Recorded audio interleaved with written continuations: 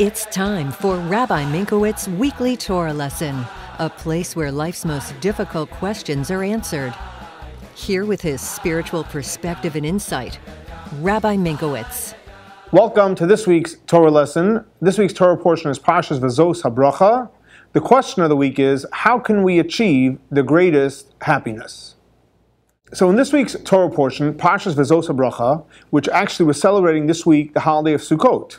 So we read Vezos HABRACHAH, not traditionally that you would read it on Shabbat, we read it on the last day of Sukkot, which is Simchas Torah. So that's when we actually read the last Torah portion of the whole Torah on Simchas Torah.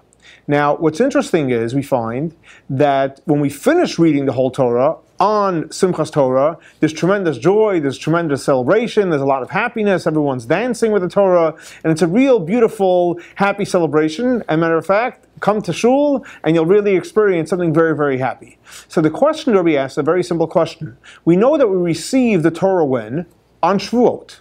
Now, if we receive the Torah on Shavuot, we should be happy and very happy and be dancing as well. But we don't find that Shavuot is celebrated that way.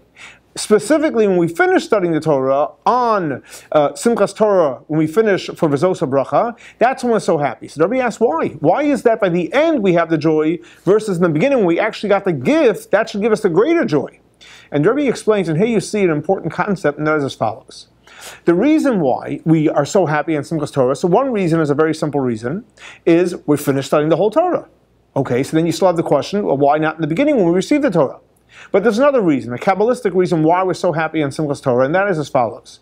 We know that when Moses came down at Mount Sinai with the tablets to give it to the Jewish people, and the Jewish people made the golden calf, so Moses broke the tablets.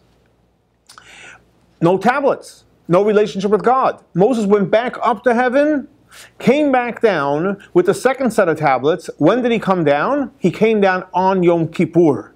Now, Yom Kippur is obviously a serious day, a day of fasting. We ask for God's forgiveness, so it's not a day to celebrate. So the celebration for Moses coming down with the second set of tablets takes place when? Simchas Torah.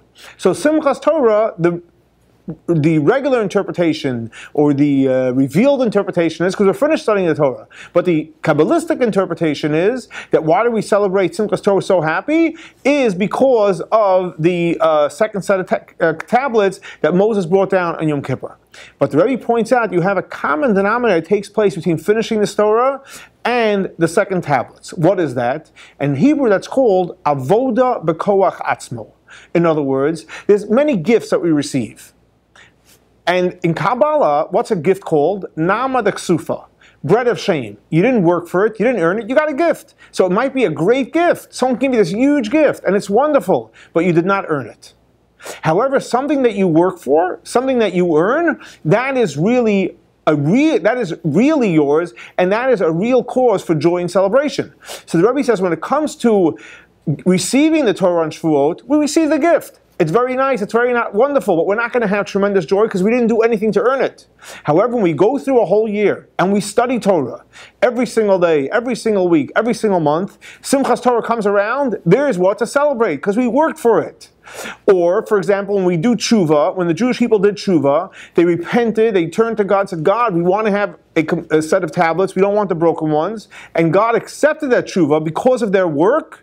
That's a reason to celebrate. So you see the common denominator between the receiving the second set of tablets and finishing the Torah both took tremendous work from the Jewish people, and that's the reason for the tremendous celebration. So to answer the question, how can we achieve the greatest joy? By willing to do the work and the effort, what it takes. When a person puts the work and effort, just like the Jewish people, we study a whole year of the Torah, and we received the second set of tablets because of our tshuva, that brought us the greatest joy. So if you want to have real joy and happiness, do the work, and you'll have the greatest joy and happiness.